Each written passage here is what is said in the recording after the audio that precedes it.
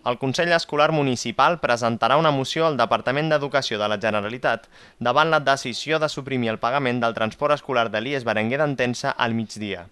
Així es va acordar en la reunió extraordinària d'aquest dilluns del Consell Escolar Municipal, un òrgan format pels representants dels centres educatius del municipi, els pares d'alumnes i l'Ajuntament.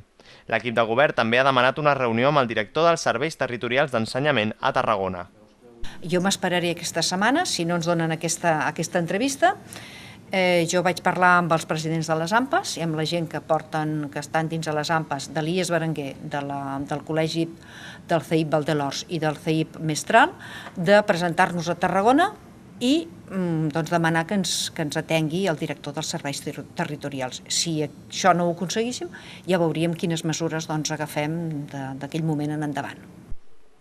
Amb aquestes mesures, l'Ajuntament i la comunitat educativa del municipi vol instar a la Generalitat a que es torni a fer càrrec del transport escolar al migdia de l'IES, que suposa una despesa anual de 42.000 euros.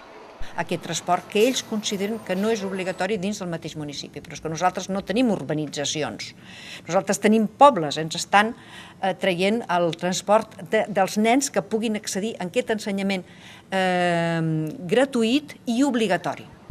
La regidoria de Cultura de l'Ajuntament ja va tenir diverses reunions amb els pares dels alumnes afectats la setmana passada.